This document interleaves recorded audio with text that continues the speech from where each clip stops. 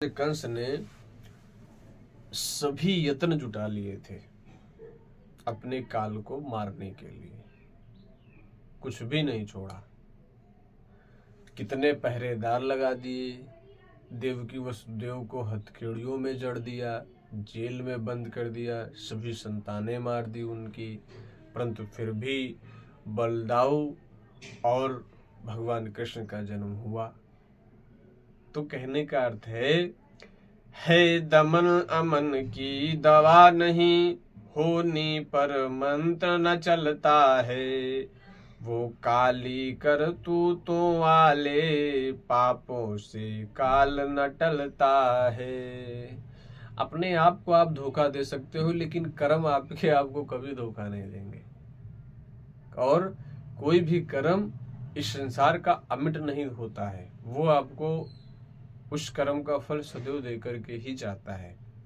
इसीलिए कंस दुराचारी था, पापनाचारी था, अत्याचारी था, धार्मिक स्थलों को बिगाड़ता था, धार्मिक संत समाज को प्रताड़ित करता था, उनको यातनाएं देता था, सताता था, भोरी भारी प्यारी ब्रज की सखियों को सताता था।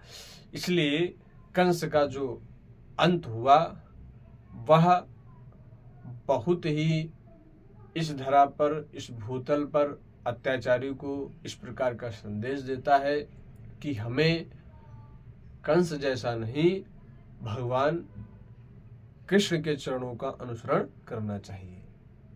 क्योंकि जब तक जो कर्म रूपी बीज हैं, जो निरंतर हम कर्मों की खेती करते हैं, यदि उस खेती में जो कर्म रूपी बीज है वही अच्छे नहीं डालेंगे तो फसल कहाँ से अच्छी होगी।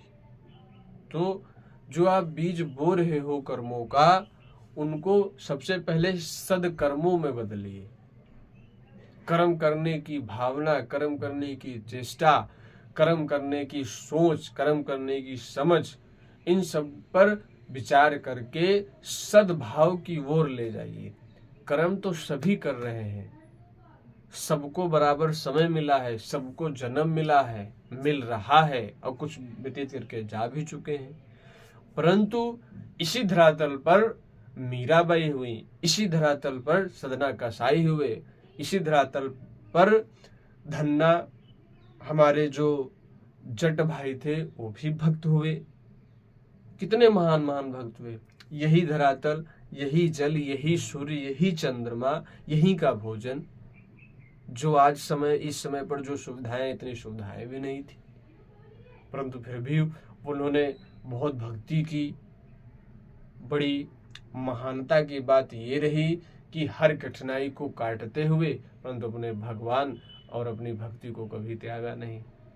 शायद इसी कारण उनके हृदय में आनंद की जो अमीरी थी उसको मापने का आज तक कोई पैमाना नहीं बन सका है।